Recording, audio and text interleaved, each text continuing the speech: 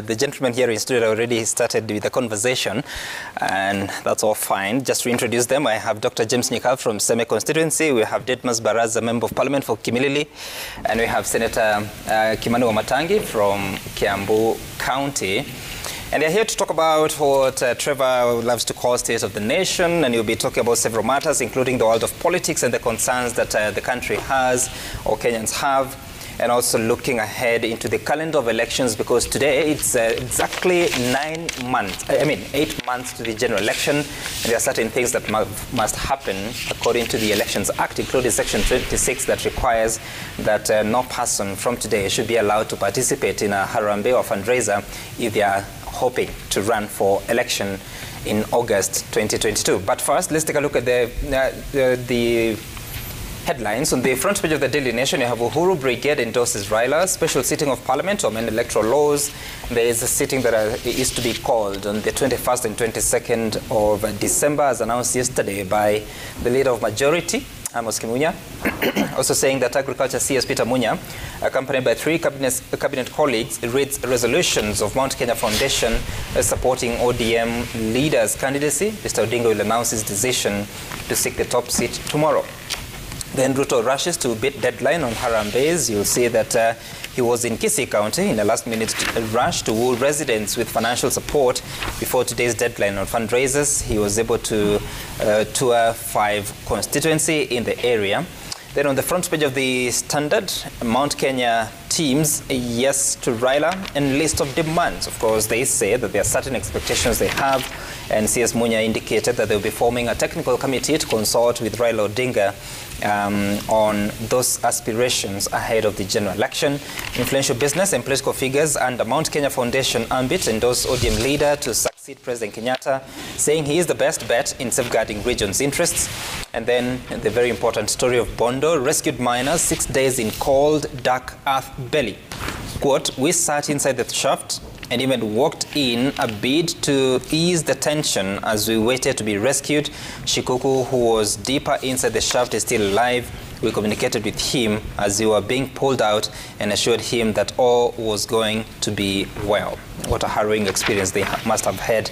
And gentlemen, I want us to begin by what has happened over the past 1 week. The tragedies in Mwingi, where 33 or 32 lives were lost, and the situation of what just happened to Bondo. And just to relay the apology of the governor of Machakos, Dr. Alfred Mutua. He's out of the country. He's not able to join the conversation this morning, but I would have loved to have him since he launched his presidential bid. I think it was on Saturday or Sunday. I think it was on Sunday, with a list of promises to Kenyans.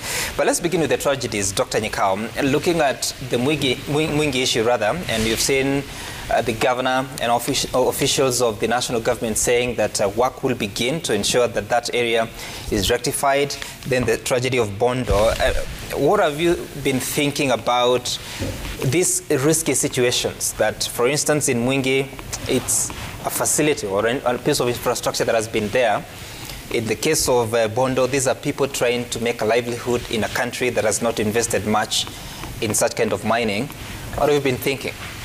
Well, first of all, thank you for having me here. And let me start by passing my condolences to the families of those who lost their loved ones in the Mwingi accident, and also pass my sympathies and well wishes for those who have survived in Bondo. Basically, it means 2 things in my view. That one, we are not in a state of preparedness for national calamities. They are not totally unpredictable in all cases. Like the Mwingi case, you actually know that that particular bridge has had accidents before. I think the government officials have visited it before, and even promises that the bridge will be done has been done. So it's unfortunate that that had to happen. You know, there's this tragedy in life that those who rescue people who are in dire circumstances, in gory circumstances, get more accolade than people who take preventive measures. But what we need are preventive measures. You wouldn't even know there was something like that. I think that is the case in Mwingi, and my view now, really, this is now an emergency which must be taken care of. That bridge should be done. Even if funds were to be funded, even if they were to bring it to Parliament, the emergency funding in the supplementary, I think that is the kind of money we should pass. But then it will be a knee-jerk reaction. Should have planned for it. In the case of Bondo, you want to know that we know that mines do collapse, but what you want to know is what is the infrastructure, what is the regulating mechanisms, how do you allow people to do that? Is it allowed? Are they given permits to do it? If they're given permits, who make sure that the premises in which they are doing this are actually safe, and are there standards that have to be adhered to? So I think it's a lot of issue of governance, a lot of issue with preparedness, a lot of issues on regulation. Those are something we have to take care of. It shouldn't happen again. Right. Yeah. And Honorable Didmus Baraza, so many times that such kind of tragedies happen, we'll see the leadership of a region or the country coming out and condemning what may have gone wrong and promising to take real action. How do we, as a country, prevent such kind of disasters and tragedies to ensure that we don't continue to lose lives that could actually have been saved? I think we have a National Disaster Management Authority, which in my view should do better. They should actually pull up their socks. What they are supposed to be doing is that they should be moving across the country to audit regions' activities to ensure that those activities do not endanger the lives of the Kenyan people, and where we have a likelihood of those activities endangering the life of the Kenyan people, then they should be able to come up with a preventive action. I think we should move from seeing, us talk about what should be done, to a situation where we ask ourselves, when is this particular county going to implement the corrective action plan that was suggested by the National Disaster Management Authority? In the case of Enziu River, this is not the first time that this river has claimed the lives of Kenyan people. It has happened before, and I think it's only fair that that breach is sorted out. We have emergency funding provided for by the law, both the county governments and national governments, and even waiting for a month is not going to be tenable because we still have people who are using this road. I think the National Disaster Management Authority should borrow a leaf from the National Environmental Management Authority. They are always moving around, giving out guidelines. Didmus, is that authority in existence? Because I'm just seeing a bill here that was introduced in the Senate in March 2021. I am not certain if it has passed to establish. There is a bill which we passed in 2019. The disaster management department is domiciled in the Ministry of Devolutions. They keep on moving from one area to the other area, but they behave as if their role is waiting for an emergency so they can draw money and go to either give relief food or something. That should not be their role. Their role should extend to auditing sites in this country, auditing Kenyan activities in this country, and where there are elements of those activities endangering the life of the Kenyan people, they should be able to draw a roadmap to be followed by other government agencies to implement those corrective mechanisms. We have emergency preparedness departments in this country whom I think they are just sleeping, but the problem now is that if you give them money to be able to carry out these very important audits, they will embezzle money on issues that are not within their mandate, run out of budget. So that is something that we need to do much more better. NEMA is doing very well in enforcing MCA regulations. We have the Directorate of Occupational Health and Safety also doing very well. They give institutions, benchmarks, guidelines on how to implement some of them. And we need a similar authority also to be able to move around this country, flag out risky things that endanger the lives of the Kenyan people, and give relevant government departments a specific timeline to close out those non-conformances that will lead to Kenyan people losing their lives. Okay. And Senator, just educate us here, because disaster management would appear to be a function of the counties, and was Senate able to enact that bill on disaster management, and do you now have an authority? And as you reflect on that, what is your comment about how the authorities have responded to these two tragedies in Mwingi and Bondo? Morning, Sam, and good to see you. You've also been missing in action on this show. No, you disappeared from Monday and Tuesday. Okay, I've been inviting me on Mondays once in a while. Let me also say good morning to our viewers. And Sam, I think first let me offer my very sincere condolences to the families of all. Those that perished in all the tragedies we've had. It's been a tough week for Kenya, let's say so. Because remember, as my colleagues have said, we had the tragedy in Mwingi, we had the tragedy in Bondo, and just a few days ago, the murder of the 6 people shot by the policeman in Kabete, and it's been a shocking week for us. To get into that question without forgetting that sometimes when these kind of things happen, we tend to reduce the story to statistics.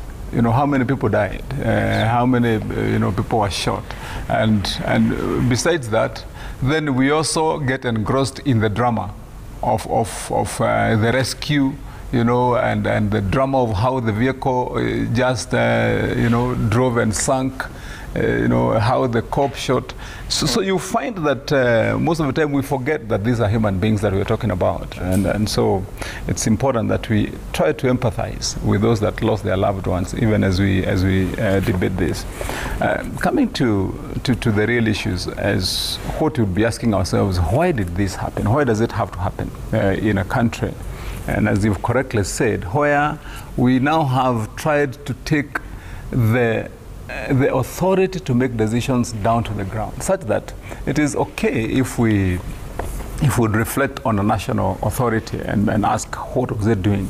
But we shouldn't forget that indeed we have allowed county governments after devolution to also take a hand and have a model, even without that law having passed fully, to become a law that will enable the authority to have its new formation and the functions that it needed to have.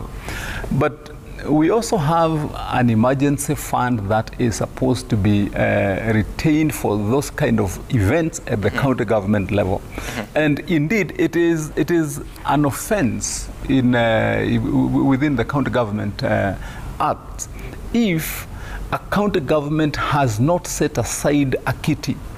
And indeed, it has been given a minimum threshold, but it doesn't have a maximum. Because the law requires that a county should have not less than 50 million set aside for as an emergency fund, such that if you had the kind of disaster that we had in Bondo or even in Kitui, the county is able to be a fast responder even before everybody else comes. And what does that mean also, Sam? That means that in preparing or in rolling out that fund, there has to be a sense of preparedness. If you look at, for example, what happened in Bondo, and I was following it closely because I happened to have been having my people around there, and I was one of the few people who were assisting. Sam, you get surprised at the level of unpreparedness, because first there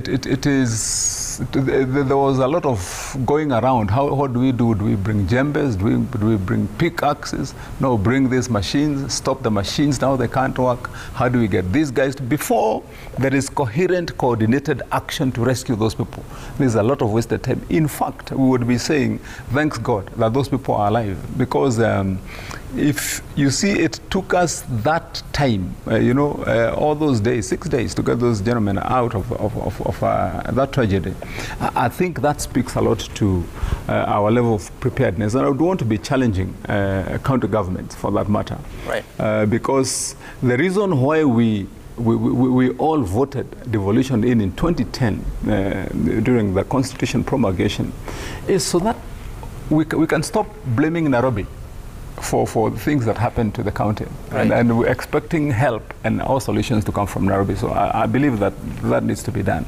Maybe second, lastly, what I would say is if you also look at what happened in Mwingi, and some, for your information, within the counties around Kitui, you could talk about Makueni, the state of road infrastructure is very wanting, and especially when it comes to bridges, for that matter.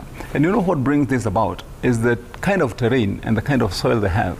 Because if you build bridges around areas that have the kind of terrain that those two counties have, and others, including the northeastern counties, when it rains, the likelihood that the foundation for those bridges is swept off is normal. You just need 2 rainy seasons, and then you no longer have bridges. And this has been going on. I can't recall the number of times I've seen these kind of videos. By the way, if you remember, it's only because this one was a school bus carrying many people. But these videos have rolled around so many times of small vehicles, being swept away in those places. And you'll be asking yourself, just in light of what I said earlier, what are we doing, and especially at county government level? I'm happy to see the PS there and making the proclamations he did that we are going to do this. But you want to ask yourself, does it first have to get to that level for action to come from Nairobi, right, and everybody silent at the lower level? And then the carelessness, for example, look at what the driver did. Do you know, and I'm sure you followed the story, that majority of those people who were in that bus, what would be saying, in my view, is that we need to reshape our mind. We need to enforce law. We need to punish where punishment requires to happen.